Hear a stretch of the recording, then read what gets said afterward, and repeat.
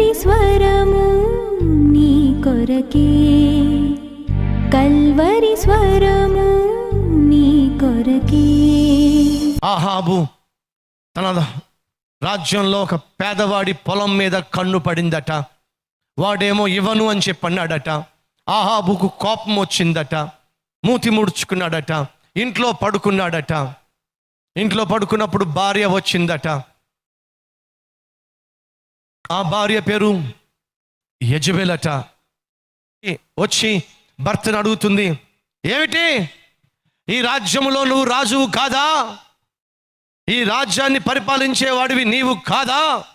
ఎందుకు నువ్వు ముసుగు వేసుకుని పడుకున్నావు? ఎందుకు నువ్వు మూతి ముడుచుకున్నావు? ఏం జరిగింది నీకు అని చెప్పి రాణి గారు వచ్చి రాజుగారిని పరామర్శించారట. ఎంక్వైరీ చేశారట. అప్పుడు రాజుగారు యెజబెల్తో అంటున్నాడు, ఏమని? ఇదిగో నేను నాబోతు ద్రాక్ష తోట అడిగా, వాడు నన్ను రాజు అని కూడా చూడకుండా నేను ఇవ్వను పో అన్నాడు. కాబట్టి నాకు కోపం వచ్చి భోజనం చేయకుండా ముసుగు వేసుకుని పడుకున్నాను అని అంటే, అప్పుడు ఆ భార్య అంటుంది, ఏమని? నేనే ఆ నాబోతు యొక్క ద్రాక్ష తోట తెప్పించి నీకు ఇస్తా, వరిగా మాకు, నువ్వు ప్రశాంతంగా పడుకో, నువ్వు రెస్ట్ తీసుకో. నీకు చేత కాదు ఎలా సంపాదించాలో, ఎలా నాబోతు స్థలాన్ని పొందుకోవాలో నీకు చేత కాదు, నువ్వు పిచ్చోడ్లాగా ఉన్నావు, నువ్వు పడుకో, నేను చూసుకుంటా దాని సంగతి అంతా కూడా. ఇంతకీ రాజుగారు ఎవరు, రాణిగారు ఎవరు? ఏమండి, ఇప్పుడు ఈ ఇంట్లో రాజు ఎవరు, రాణి ఎవరు? చెప్పాలి మీరు. చెప్పాలి మీరు. రాజేమో మూతి ముడుచుకొని అంట, అలిగి అంట, భోజనం చేయకుండానంట, మంచం మీదంట ముసుగు దాన్ని పడుకున్నాడట. ఈ యెజబెలు గారేమో మొత్తం దేశం అంతా చుట్టొచ్చి మూతి ముడుచుకొని పడుకున్న మొగుడుని చూసి అంటుందంట, ఏమయ్యా ఎందుకు పడుకున్నావు? మూతి ముడిచి మంచం మీద పడుకున్నావు, ఏమిటి కారణం అంటే, రాజుగారు పాపం తనకు తెలుసు నేను చేతగాని వాడిని, కానీ మా ఆవిడ మాత్రం అబ్బో ఏమైనా చేయగలదు అని చెప్పి తనకున్న సమస్య కాస్త తన భార్య తీర్చగలదని తన భార్యకు పోసగుచ్చినట్టుగా చెప్పి, ఇదిగో మరే ఇలా జరిగింది అని అంటే, అప్పుడు యెజబెలు భర్తను చూసి, ఓరి పిచ్చి భర్త, ఈ మాత్రం దానికి ఎంత టెన్షనా? నేనున్నాను కదా, నేను చూసుకుంటా కదా ఇట్లాంటి విషయాలు, నువ్వెందుకు అనవసరంగా టెన్షన్ పడతావు? నువ్వు రెస్ట్ తీసుకో, నేను చేయాల్సింది నేను చేస్తా. రాజు పని రాజు చేయాలి, రాణి పని రాణి చేయాలి. ఎప్పుడైతే రాజు పని రాణి చేస్తుందో, రాణి పని రాజు చేస్తాడో, అప్పుడే ఆ కొంపలో సైతాను జ్వరపడతాడు. ఆ ఆహాబు రాజుగా ఉండడంలా, ఈ యెజబెలేమో రాణిగా ఉండడంలా. ఆహాబేమో రాణిలాగా అలుగుతున్నాడు, మూతు ముడుచుకుంటున్నాడు. ఈ రాణి గారేమో రాజులాగా మాట్లాడుతుంది. తారుమారైపోయిన కుటుంబ వ్యవస్థ. యెహోవా దేవుడు కాగలిగిన జనులే, ఆయన కుటుంబ వ్యవస్థ తారుమారైపోయింది. భర్త స్థానంలో ఉండడంలా, భార్య స్థానంలో ఉండడంలా. భర్త ఏమో ఆడింగి వాడిగా అలగడం, భర్త ఆడింగి వాడిగా మూతి ముడుచుకోవడం, చేతగాని వాడిగా అలిగి భోంచేయకుండా పడుకోవడం. భార్య వచ్చేమో భర్త స్థానంలో నిలబడి, పిచ్చోడు నువ్వు పడుకో, నేను చేస్తా చూడు ఎలా చేయాలో, నాకు తెలుసు అని చెప్పి తాను వెర్రవిగి మాట్లాడడం. What is this? ఏమిటిది? దేవుడు లేని కొంప, దేవుడు లేని ఇల్లు ఇలాగే ఉంటుంది. దయచేసి గమనించండి, దేవుని దృష్టిలో పురుషుడు స్త్రీ ఇద్దరూ కూడా సమానమే. ఒకరు ఎక్కువ ఒకరు తక్కువ అనేది లేనే లేదు. దేవుడు పురుషుడి కోసం ప్రాణం పెట్టాడా, స్త్రీ కోసం ప్రాణం పెట్టాడా అని ప్రశ్నిస్తే ఇద్దరి కోసం ప్రాణం పెట్టాడు. దేవుని దృష్టిలో పురుషుడు గొప్ప స్త్రీ గొప్ప అని అన్నట్లయితే నేను నమ్ముతున్నాను ఇద్దరూ ఆయన దృష్టిలో సమానమే. కానీ పురుషునికి ఒక స్థానాన్ని ఇచ్చాడు, పురుషునికి ఒక రెస్పాన్సిబిలిటీ, ఒక బాధ్యత ఇచ్చాడు, స్త్రీకి మరొక బాధ్యత ఇచ్చాడు. దేవుడిచ్చిన బాధ్యతలు పురుషుడు చేయాల్సిన పని చేయాలి, స్త్రీ చేయాల్సిన పని చేయాలి. పురుషుడిగా జీవించాలి, స్త్రీగా జీవించాలి. పురుషుడు బాధ్యత పురుషుడే చేయాలి, స్త్రీ బాధ్యత స్త్రీయే నిర్వర్తించాలి. ఎప్పుడైతే పురుషుడు స్త్రీగానో, స్త్రీ పురుషుడిగానో మారే ప్రయత్నం చేస్తారో అప్పుడే ఆ ఇంటిలో నరకాన్ని చూసేది, ఆ ఇంటిలో సైతాన్ యొక్క పరిపాలన మనం చూస్తాం. ప్రియ సహోదరి సహోదరులు, జాగ్రత్తగా వినండి. వాస్తవంగా ఆ రాజ్యాన్ని పరిపాలించాల్సింది ఆహాబు, కానీ ఇండైరెక్ట్గా ఆ దేశాన్ని పరిపాలించేది ఆహాబు కాదు, ఏ దేశాన్ని పరిపాలించేది యెజెబెలు. ఎందుకని? ఆహాబు తాను పొలం అడిగినప్పుడు ఆ పొలము నాబోతు ఇవ్వనని చెప్పినప్పుడు కామ్గా వచ్చేసి పడుకున్నాడు. ఎంతో కొంత తనలో అనిపించింది, వాడి ఇష్టం, వాడు ఇవ్వలేదు, ఏం చేస్తాం, పడుకున్నాడు. కానీ యెజెబెలు అలాంటి వ్యక్తి కాదు. ఏదైనా కోరుకున్నట్లయితే, ఏదైనా సాధించాలనుకున్నట్లయితే దాన్ని కోరుకునే దాన్ని సాధించేంత వరకు నిద్రపోయే తత్వం ఆమెకి లేనే లేదు.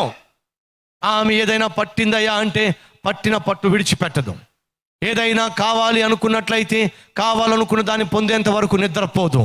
మంకు పట్టు కలిగిన వ్యక్తి, ఎంత మూర్ఖత్వానికైనా సిద్ధపడే వ్యక్తిత్వము కలిగిన వ్యక్తి.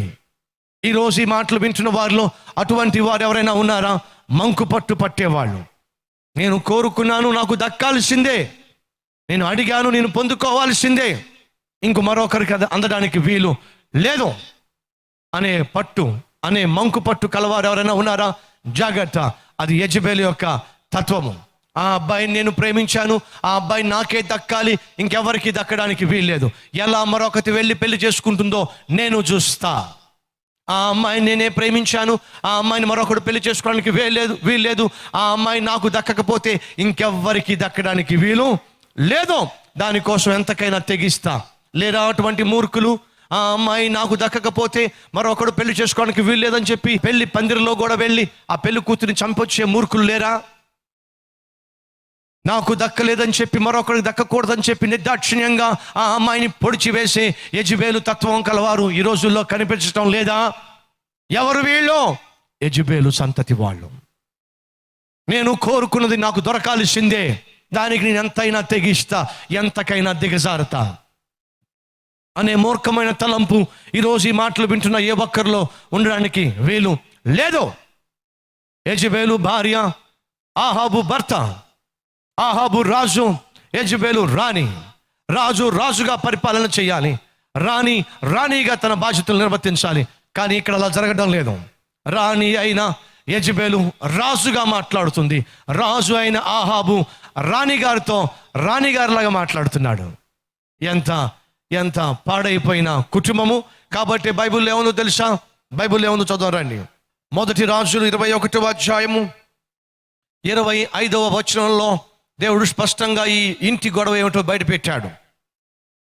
తన భార్య అయిన యెజెబెలు ప్రేరేపణ చేత యెహోవా దృష్టికి కీడు చేయ తన్ను తాను అమ్ముకొనిన ఆహాబు వంటి వాడు ఎవ్వడునో లేడు. ఆహాబు అమ్ముడుపోయాడు, తన్ను తానే అమ్మేసుకున్నాడు. తన కలిగిన బాధ్యత, తాను కలిగిన రాజరికాన్ని భార్యకు అమ్మి పడేశాడు. భార్య చెప్పిందే వేదం, భార్య ఏదంటే అది చేయడం, ఎదురు తిరిగితే ఎదురు మాట్లాడితే భార్య బ్రతకనివ్వదు. యెజెబెలు తత్వము అటువంటిది. ఈరోజు ఈ మాటలు వింటున్న భర్తలు, భార్యలు జాగ్రత్తగా వినండి. ఆదాము భార్య మాట విని తినకూడదన్న పండు తిని ఆఖరికి దేవుని యొక్క సమృద్ధి అయిన ఏదైనా తోటలోంచి బయటకు గెంటి వేయబడ్డాడు. ఆహాబు భార్య మాట విని చేయకూడని పనికి తాను పర్మిషన్ ఇచ్చినందుకు ఆఖరికి ఆహాబు యెజెబెలు కుక్క చావు చావలసి వచ్చింది. ఏ చావు? కుక్క చావు. ఆ మాట నేను చెప్పట్లా, బైబిల్లోనే ఉంది. భర్తలు భర్తలుగా జీవించాలి, భార్యలు భార్యలుగా జీవించాలి.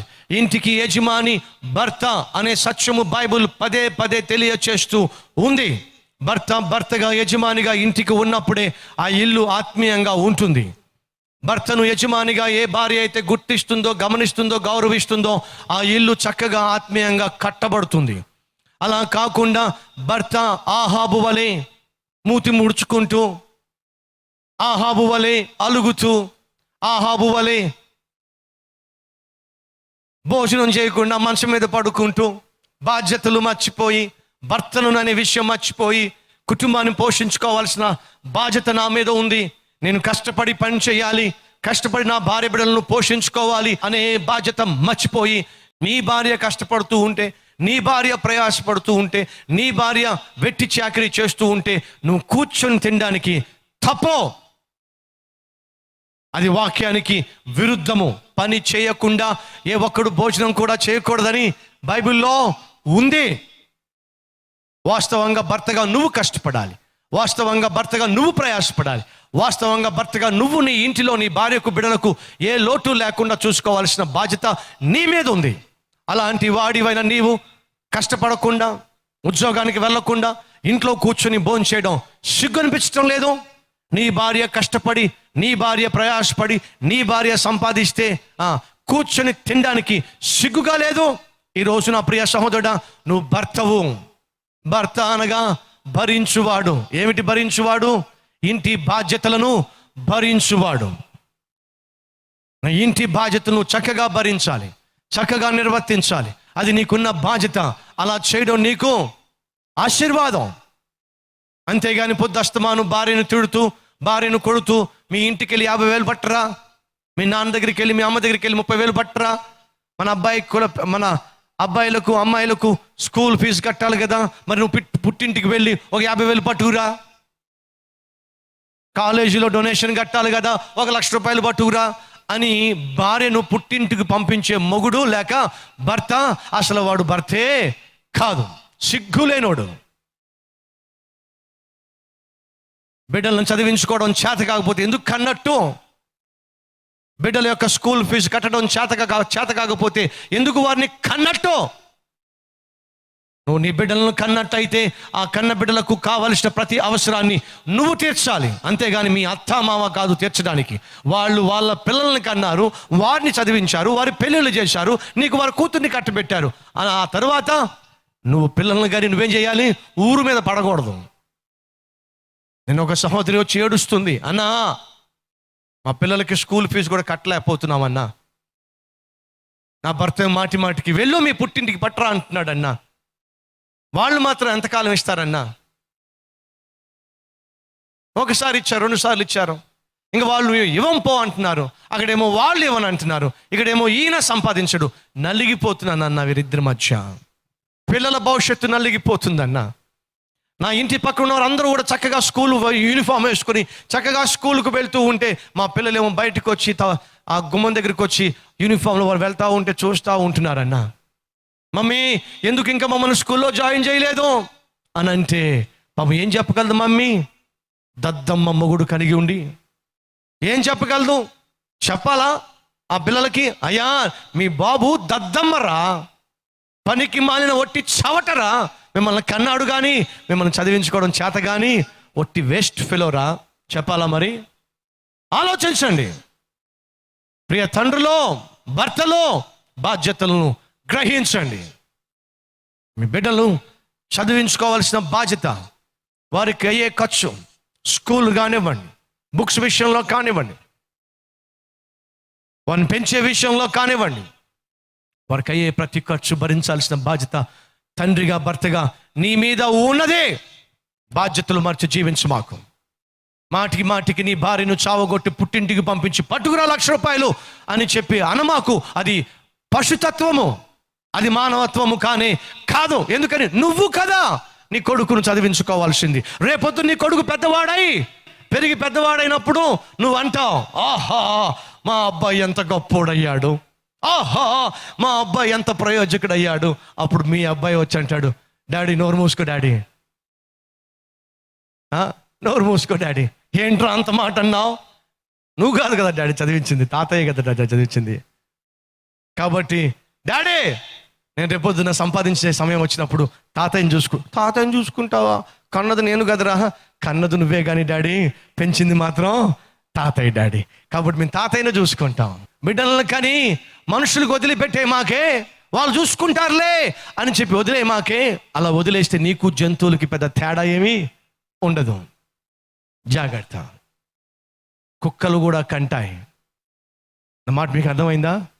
కుక్కలు కూడా కంటాయి, కనీసం ఏం చేస్తాయి? వదిలిపడేస్తాయి, వాటంతట అవే పెరుగుతాయి అని చెప్పి. నాకు పూర్తిగా నమ్మకం ఉంది నువ్వు మనిషివి అని చెప్పి. అయితే ఏం చేయాలి? కన్న తండ్రిగా బాధ్యతలు స్వీకరించు. కష్టపడి పనిచేయి. 8 గంటలు కష్టపడుతున్నప్పుడు అది సరిపోకపోయినట్లయితే, అది చాలని జీతమైనట్లయితే, అది నీ బిడ్డల పొట్టను నింపలేకపోతున్నట్లయితే 12 గంటలు పనిచేయి. 12 గంటలు కష్టపడినా అది నీ బిడ్డలను చదివించలేకపోతున్నట్లయితే 16 గంటలు కష్టపడు. ఎందుకని? అది నీ బాధ్యత. తండ్రిగా నీ బాధ్యత. ఈరోజు ఈ మాటలు వింటున్న ప్రియ సహోదరా, బాధ్యత వహించు. బిడ్డలను పెంచే విషయంలో బాధ్యత వహించు. వారికి చిన్న వయసు నుంచే ఆత్మీయతలో పెంచే విషయంలో బాధ్యత వహించు. ఎంతో మంది సహోదరులు వచ్చి ఏడుస్తున్నారు, ఎంతో మంది తమ్ముళ్ళు వచ్చి ఏడుస్తున్నారు. అన్నా, మా డాడీ గురించి ప్రార్థన చేయి. ఎందుకు? పొద్దస్తమాను ఇంట్లోనే పడుకుంటాడన్నా, ఏ పని చేయడా, పని చేయడన్నా. ఉద్యోగం లేదు, ఉద్యోగం ఉందన్న, గవర్నమెంట్ జాబ్ అన్నా. మరి అదేం పోయే కాలం? జాబ్ లేక ఎంతోమంది ఏడుస్తూ ఉంటే, జాబులు రాక ఎంతోమంది రోడ్ల మీద తిరుగుతూ ఉంటే, నీకు జాబ్ ఉండి కూడా జాబ్ చేయవా? మంచి జాబ్ ఉండి జాబ్ చేయవా? గవర్నమెంట్ జాబ్ ఉండి జాబ్ చేయవా? ఇదేం పాపిష్టి బుద్ధయ్యా? ఎవరైనా ఉన్నారా ఈరోజు ఈ మాటలు వినేవారిలో? ఉద్యోగం ఉండి కూడా ఉద్యోగానికి వెళ్ళని వారు, మంచి ఉద్యోగం కలిగి ఉండి కూడా ఉద్యోగం చేయనటువంటి సోమరపోతులు ఎవరైనా ఉన్నారా? దయచేసి మీ బాధ్యతలు గుర్తించండి. అది నీ బాధ్యత. నీ ఇంటిని పోషించాల్సిన బాధ్యత నీకుంది. నీ భార్యను, నీ బిడ్డలను పట్టించుకోవాల్సిన బాధ్యత నీకు ఉంది. కాబట్టి ఈ రోజు నుంచి ఈ వాక్యం వింటున్న ప్రియ సహోదరుడా, బాధ్యత లేకుండా జీవించు మాకు. బాధ్యతలు మరిచి జీవించు మాకు. ఆహాబు ఎవరో తెలుసా? బాధ్యత లేనివాడు, తాను రాజును అనే గ్రహింపు లేనివాడు, తన మీద రాజ్యము ఆధారపడి ఉంది అనే కనీస జ్ఞానము లేనివాడు. తను వెళ్ళాడట, ఎవరో ద్రాక్ష తోట కావాలని అడిగాడట. అతను ఏమన్నాడట? అంతే, వెళ్ళి పడుకున్నాడు. అంతే. ఏమయ్యా పడుకున్నావు నువ్వు? నీ రాజ్యం ఏం చేస్తావు? రాజ్యం ఏమైతే ఏమైందిలే, వాడు పొలం ఏమన్నాడు? ఓరి ఓరి ఓరి, పొలం కోసం రాజ్యాన్ని తాకట్టు పెట్టేస్తావా? ఉద్యోగంలో చిన్న చిన్న గొడవలు వస్తాయి, ఉద్యోగంలో తోటి పనివారితో చిన్న చిన్న మనస్పర్ధలు వస్తాయి. అన్నంత మాత్రం ఉద్యోగాన్ని విడిచిపెట్టేస్తావా? ఏమండి, ఉద్యోగానికి వెళ్ళా, నా పక్కోడికి నాకు గొడవ అయింది. అయితే ఉద్యోగానికి వెళ్ళవా? నేను బస్ ఎక్కి వెళ్తా ఉంటే బస్ డ్రైవర్కి నాకు గొడవ అయింది, వాడు నేను ఆపని చోట ఆపలా. అయితే ఉద్యోగం మానేస్తావా? ఏం మాట్లాడుతున్నావు? మా మెస్లో క్యాంటీన్లో ఉన్న ఆ టీ పోసేవాడికి నాకు గొడవ అయింది, అయితే మానేస్తావు ఉద్యోగం? ఏం మాట్లాడుతున్నావు? లేరా అటువంటి సాకులు చెప్పి ఉద్యోగాలు మానేసి ఇంట్లో పడుకునేవాళ్ళు? నో, నీకు ఆహాబు ఆత్మ పట్టింది. ఏ ఆత్మ పట్టింది? ఆహాబు ఆత్మ పట్టింది. విలువైన బాధ్యతలను పక్కన పెట్టి చిన్న చిన్న విషయాలకే ఇంట్లో వచ్చి పడుకుంటున్నావు నువ్వు. తప్పు. కనీసం ఈ రోజున జ్ఞానం తెచ్చుకొని, అయ్యో నేను ఒక భర్తను, అయ్యో నేను ఒక తండ్రిని, నా వెనుక కుటుంబం ఉంది, కుటుంబ వ్యవస్థ ఉంది, ఆ ఇంటికి నేనే రాజును, పరిపాలన చేయాల్సిన బాధ్యత నాకుంది, వారి యోగక్షేమాలు చూసుకోవాల్సిన బాధ్యత నాకుంది. నేను ఇలా మౌనంగా పడుకుంటే ఎలా? ఇలా నేను కూర్చుంటే ఎలా? కూర్చుని తింటే ఎలా? ఓకే, ఒకవేళ మీ డాడీయో మీ మమ్మీయో బాగా సంపాదించి ఆస్తి పాస్తులు నీకు సమకూర్చి పెట్టి ఉండవచ్చు, అన్నంత మాత్రాన కూర్చొని భోంచేస్తానంటే కుదరదు. ఎందుకని? కష్టపడకుండా భోంచేయడం దేవుని యొక్క చిత్తము కానే కాదు. దేవుడే కష్టపడ్డాడండి. బైబిల్ స్పష్టంగా సెలవిస్తుంది, ఆయన 6 రోజులు పని చేశాడు. ఎన్ని రోజులు? 6 days God has worked. దేవుడే పని చేశాడు. 6 రోజులు పని చేశాడు, 7వ రోజు విశ్రాంతి తీసుకున్నాడు. దేవుడే పని చేస్తున్నట్లయితే నువ్వు నేను ఏమాత్రం వాళ్ళు ఒకసారి ఆలోచించు. కాబట్టి ఈరోజు ఈ మాటలు వింటున్న ప్రతి భర్త, ప్రతి తండ్రి బాధ్యతలు కలిగి జీవించండి. ఇక నుంచి నీ కొడుకు చిరిగిపోయిన బట్టలు వేసుకుని వెళ్ళడానికి వీలేదు, చాలని చెప్పులు వేసుకుని వెళ్ళడానికి వీలేదు, చింపిరి జుట్టు వేసుకుని తిరగడానికి వీలేదు. నీ బిడ్డలను చక్కగా చదివించు. చాలా మంది ఇంకా సిగరెట్లు కాల్చేవారిగా, త్రాగుబోతులుగా, తిరుగుబోతులుగా ఉంటున్నారు. ఏమయ్యా, నీ కొడుకుని ఎందుకు మంచి స్కూల్లో నువ్వు జాయిన్ చేయించలా? ఎక్కడండి, నా శాలరీ ఎంత అండి? ఏమయ్యా, నీ కూతుర్ని పై చదువులు చదివిస్తున్నావా? ఎక్కడండి, నా శాలరీ ఎంత అండి? ఉద్యోగం చేసే రోజుల్లో నా దగ్గర పనిచేసి ఒక కుర్రవాడు ఉన్నాడు. అడిగా, మీరు ప్రతిరోజు మీ అబ్బాయికి పాలు ఇస్తావా? పాలు ఎక్కడి నుంచి వస్తాయి సార్, నేను సంపాదించే సంపాదనకి. మీ అబ్బాయి చక్కని మట్టలు వేసుకుని చక్కని షూ వేసుకుని స్కూల్కి వెళ్తాడు. ఊరుకోండి సార్, చక్కని యూనిఫాము చక్కని షూ వేసుకుని మా అబ్బాయి స్కూల్కి వెళ్ళే అటువంటి స్కూల్లో నేను ఎక్కడ జాయిన్ చేయించగలను సార్?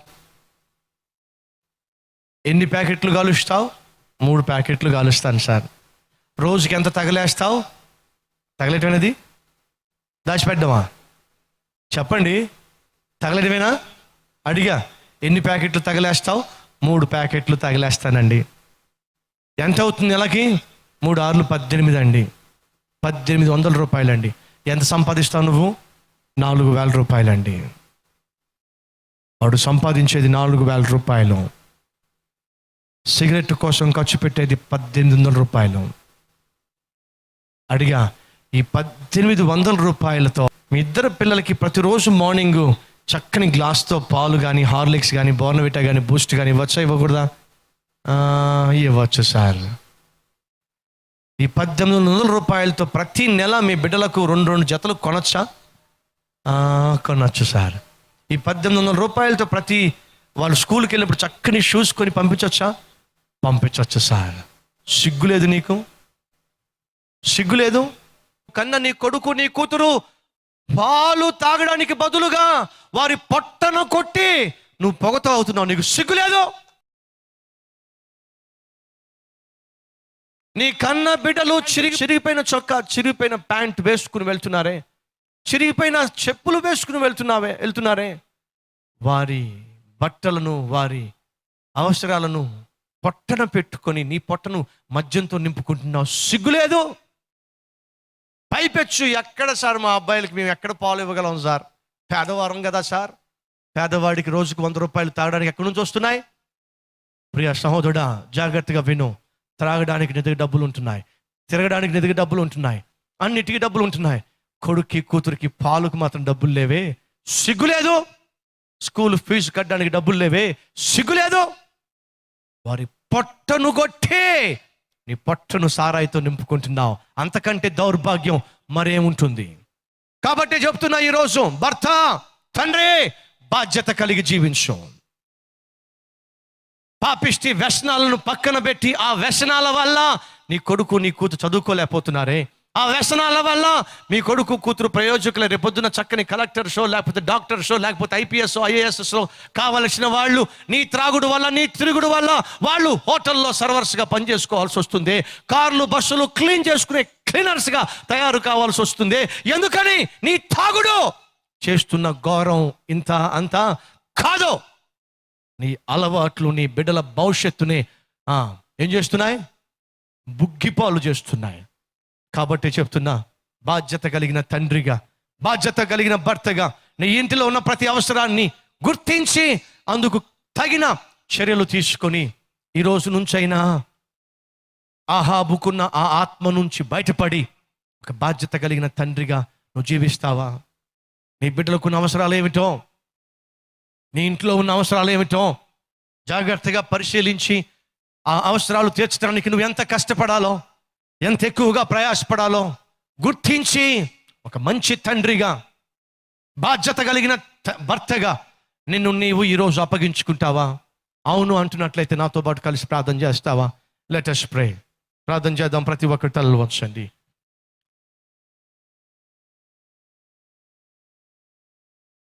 మహాపరిశుద్ధుడైన ప్రేమ కలిగిన తండ్రి, నీ పొరుగు వానిదేది ఆశించవద్దు అని ఖచ్చితంగా నువ్వు ఆజ్ఞాపించావు. ఆహాబు తాను కలిగి ఉన్న బాధ్యతలను మర్చి నాయనా అనవసరమైన వాటి విషయంలో కలుగ చేసుకొని దాన్ని దీన్ని వారిది వీరిది ఆశించే జీవితాన్ని కలిగి ఏ రీతిగా బాధ్యత రాహిత్యము కలిగి జీవించాడో ఈరోజు మేము తెలుసుకున్నాం. ఈరోజు ఎవరైతే ప్రభు ఈ వాక్యం విని నేను కూడా అంతే, నాకు ఏదైనా కోపం వస్తే ఎవరైనా ఏదైనా అంటే నేను కూడా అలుగుతాను, మూతి ముడుచుకుంటాను, మంచం ఎక్కి పడుకుంటాను, నా బాధ్యతలు నేను నిర్వర్తించను, భర్తగా నా బాధ్యతలు నేను పట్టించుకోను, భార్యగా నా బాధ్యతలు నేను పట్టించుకోను, మూలుగుతూ మూతి ముడుచుకొని మంచం మీద పడుకుంటాను అనే స్థితిలో ఉన్న వారిని ప్రభువా ఈరోజు మీరు గద్దించండి, సరిచేయండి. భర్త తన బాధ్యతలు చక్కగా నిర్వర్తించాలి, నిర్వర్తించి తన కుటుంబాన్ని ప్రభువా పోషించుకోగలగాలి. అలా కాకుండా ప్రభువా పని పాట లేకుండా తిరుగుతూ త్రాగుతూ ఇంటికి వచ్చి ఇంట్లో ఉన్న వారిని గాయపరిచి అది పట్టుకురా ఇది పట్టుకురా అని చెప్పి భార్యను వేధించే భర్తల్లో మార్పును తీసుకురండి. ఈరోజు విన్న వాక్యాన్ని ప్రభువా అనేక మంది భర్తల జీవితాల్లో ముద్రించి, ఎవరైతే ఈరోజు తమ తప్పును తెలుసుకొని బాధ్యత కలిగి జీవిస్తామని తీర్మానం తీసుకున్నారో వారందరినీ ప్రభువా మీరు ముద్రించి వారందరినీ మార్చి నాయనా ఒక చక్కని కుటుంబాన్ని నిర్మించుకోవడానికి కావలసిన ఆత్మీయ శక్తి భర్తకు భార్యకు దయచేయమని యేసు నామములో వేడుకొనుచున్నాము తండ్రి, ఆమేన్. కల్వరి స్వరము నీ కొరకే. కల్వరి స్వరం ద్వారా మీరు రక్షించబడ్డారా? కల్వరి స్వరం ద్వారా మీరు ఆదరించబడుతున్నారా? కల్వరి స్వరం ద్వారా మీరు ఆత్మీయంగా బలపడుతున్నారా? అయితే మీకు ఓ గొప్ప శుభవార్త. కృష్ణా జిల్లా జగ్గేపేట పట్టణంలో జరిగే కల్వరి మహిమోత్సవములలో మీరు పాల్పంచుకోండి. అంతేకాకుండా ఈ అద్భుతమైన యేసయ్య సువార్తను కల్వరి స్వరం ద్వారా అనేక లక్షల మందికి అందించే గొప్ప భాగ్యాన్ని స్వతంత్రించుకోండి.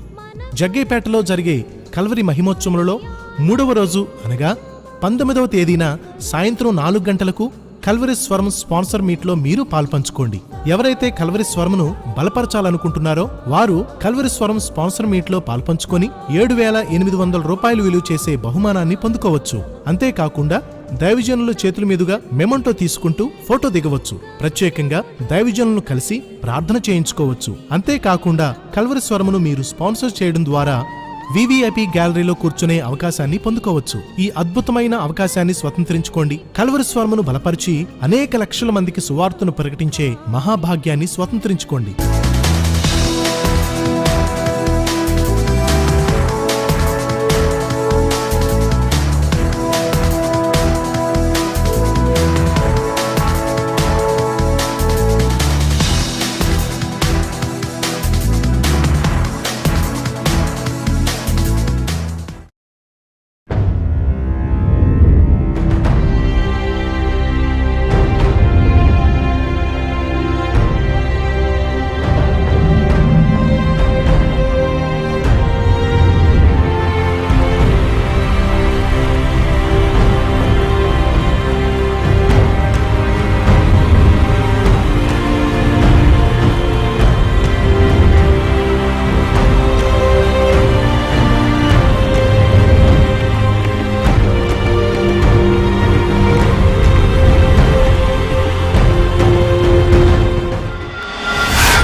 జీవితాన్ని మార్చాలని చెప్పి, నీ బ్రతుకును మార్చాలని చెప్పి, నిన్ను నిలబెట్టాలని చెప్పి, తన కోసం సాక్షిగా నిలబెట్టుకోవాలని చెప్పి యేసు నిన్ను పిలుస్తున్నాడు. వస్తావా? ఆ యేసు పిలుపును అందుకొని ఇస్తావా నీ జీవితంలో యేసుకు చోటు?